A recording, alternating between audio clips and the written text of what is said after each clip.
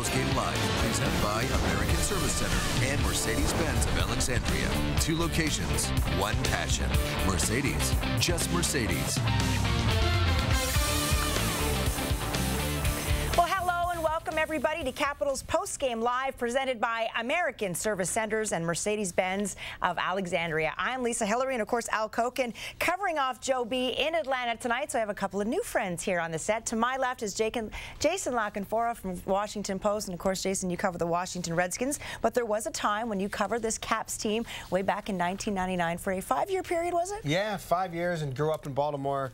Former Caps season ticket holder, and go way back to the Caps Center, so it's neat to be a part of this. And to Jason's left is Greg Wyshynski, a.k.a. Puck Daddy, as you like to be called. And you can read Greg's blog at Yahoo Sports. You don't just discuss the Washington Capitals. You're all over the place. Absolutely. Equal opportunity. Absolutely. But it's a pleasure to be able to cover the Capitals because of the way they're playing. It's exciting hockey. We saw it again tonight.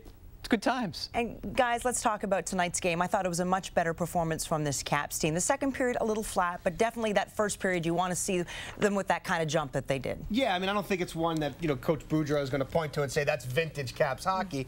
But, they're slogging through it a little bit there at times. The team they just played the other night, a division opponent, so they always know you pretty well. But I thought, yeah, especially in the first period, not too cute. North to south, we saw direct hockey. We saw bodies going to the net. That's how they grabbed a hold of the game. And, of course, Greg, that balanced scoring is back again. Thomas Fleischmann, back-to-back goals for him. All over the place, all over the place. The 2 things that stuck out for me tonight, without a doubt, were go to the net. Good things happen when you go to the net. I mean, it's one thing Boudreau always preaches, go to the net. And we saw it tonight on the goals, go to the net. The second thing is, you got to love the kill. The kill in the third period where they allowed 1 shot. They totally dominated the Thrashers at a point in the game where 1 goal there makes it a game again. Coffee is for closers, as they say in Glengarry Glen Ross, and that was an amazing little effort there, I thought, for the kill. For sure you were going to say the kid goalie. You said 2 things. I thought Varlamov would be in there somewhere. We were both kind of going off the Varlamov. Yeah. The Varlamov thing's obviously the big story. Neither one of us wanted to go for it. He is the number 2 goalie. I don't think there's any debate right now until Brent Johnson gets a couple games in Hershey or something. At least in my mind, there's no reason to rush the guy back. All right, for those of you who are just joining us and did not happen to see the game, we're going to get you right to the highlights. Welcome back, everybody, to Washington Capitals Postgame Live. Greg, Jason, Lisa with you. Caps win 4-2, now 4 points up on New Jersey in the East. Let's talk about, again, this game tonight. This was a real test for Semyon Varlamov, was it not? Absolutely. I mean, he knew this was really his last shot to kind of show what he can do. They're going to give, right now the plan is to give Jose the last 2 games. And he took the bull by the horns, and there were periods of time where the Caps were, again, a little lethargic. We saw some of those lazy cross-ice passes, a little bit haphazard in their own zone, guys getting caught activating a little too much, and he made some big saves, particularly we talked about Kovalchuk and Kozlov, 2 guys who've long hurt the Caps. He shut them down. But, Greg, I was going to say, there is a soft spot, though, is there not, for Brent Johnson in this area? Of course. He saved their bacon earlier this season when Jose was struggling. I mean, I think there is sentimentality there, but Varlamov on a playoff roster, getting that experience, knowing that he's the future, I don't think that you can necessarily overlook that as being an important facet of this decision.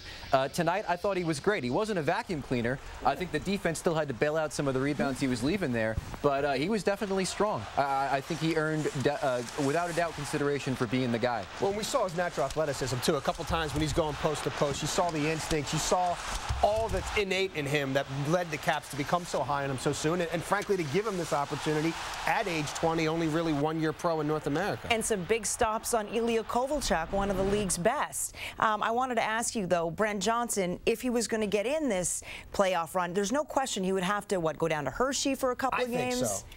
I would want him to get in game shape. I would want him to face shots from all angles. You can't really simulate everything in practice. Put him in a competitive... Who's your MVP?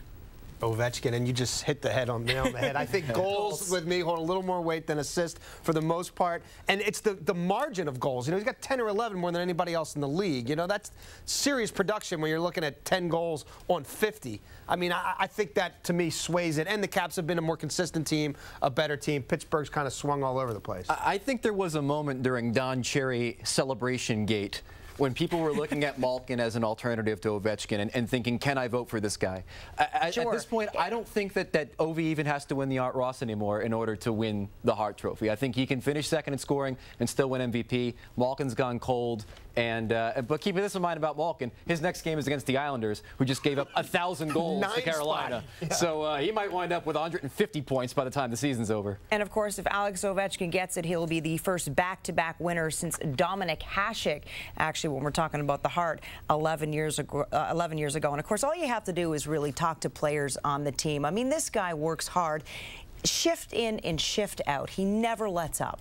The interesting thing to me is going to be, who does he line up with a week from now when we're talking playoff hockey? Because you look at how they've shuffled the lines here. A week ago, Bruce says, don't be surprised if come playoffs, I'm not going to put Alex Semin and Ovechkin on that same line. So it'll be interesting. He keeps moving things around, Greg. Yeah, it's lines in a hat every game. I mean, that's the way it is, and it's going to be like that through the playoffs, too. He's going to go with what works. I don't think there's necessarily going to be any set line for Ovechkin, and he doesn't need a set line. I mean, he can play with anybody on the team. He can play on the checking line.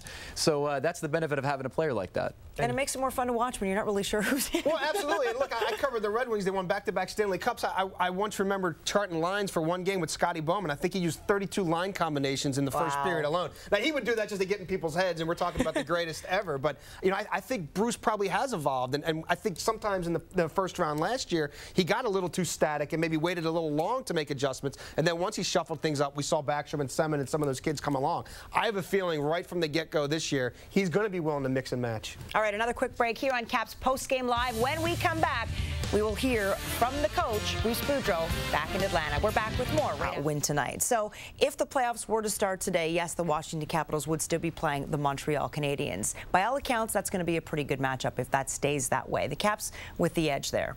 I think to make for an interesting match. Yeah, he was 2-0 against them when he did play him, but I agree with you. I think it's a wounded animal. I mean, that's what Montreal is. And besides the fact they're dealing with injuries, they're also a psychological mess this year with the coach firing and everything else. Both of their goalies, I think, as far as consistency, don't have any. So of the teams that are in the mix, I think the Canadiens are probably the easiest path for the Capitals to get to the second round. And of course, we know both goaltenders in Varlamov and Jose Theodore have had success against the Montreal Canadiens. Their opening night. Mm-hmm. The headline is simple. You are the second seed. The 2 games left on the schedule for the Capitals versus the 2 games left for the Devils, which is at Ottawa and then Carolina.